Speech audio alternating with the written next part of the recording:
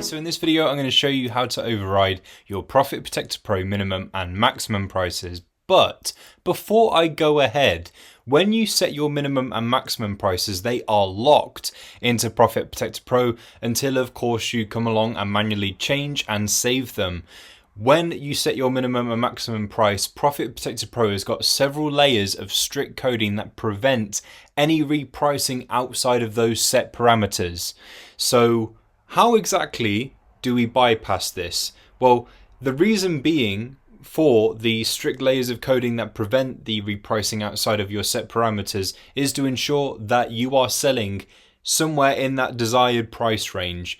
If there was nothing stopping it repricing outside, then you could see sales at a lower point than your minimum price, which could lead to less profit or a loss. And we don't want either of those things really.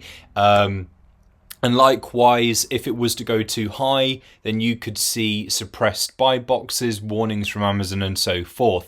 And that is why it's so important that these minimum and maximum prices have got the things they have in order to keep the repricing within that range. There's absolutely no way that any repricing can be done outside of those set prices right there. However, there are a couple of things to consider. So the first one being, if you are an FBM seller or you have items that you are fulfilling yourself, if you have the MF shipping setting set to the use migrated shipping plan, you might find that Profit Protector Pro is accounting for the shipping, and therefore that shipping cost could be subtracted from the reprices. In which case, if you don't want that to happen, you can set it to use free shipping and it will just assume a zero shipping cost. Now, the only way that we can be a bit more flexible with a minimum and maximum price is via an automation. So the automation is the only way that we can do this and exceed our minimum or maximum, but we have full control over this because we are the ones who are setting the amount that it's going to do it by. So a really good example of this is like when no sales have occurred for, let's say, like 1 week, then we can decrease or increase our minimum and maximum prices.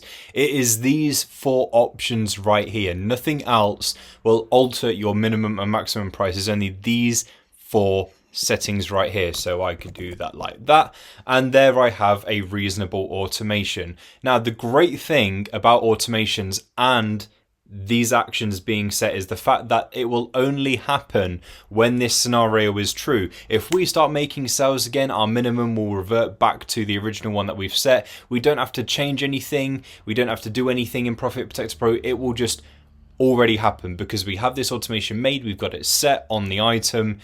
When that scenario comes true, it will do this. It will decrease the minimum price. But when we start making a sale, as soon as we make one sale, it will then revert back to what we've set. When the automation is active, it will tell you it is active on that listing. It will literally say it. So this is a great way to have that flexibility on an item. And I like automations as the sort of like a plan B. It's just a way of ensuring that we don't have to do as much within Profit Protector Pro, meaning we are free to do other things. So how do we override our minimum maximum prices? It can only be done via an automation. So please ensure that when you are setting this, and you want to apply the automation to multiple listings, please make sure you are remembering to account for what is still going to be profitable, because obviously we want to make a profit. So you might have to do a bit of a one size fits all sort of thing with how much you're going to decrease or increase the minimum maximum price by, or maybe you want to make a bunch of these automations with different numbers there to apply to different listings, however you see fit. Thank you for watching, and I'll catch you soon.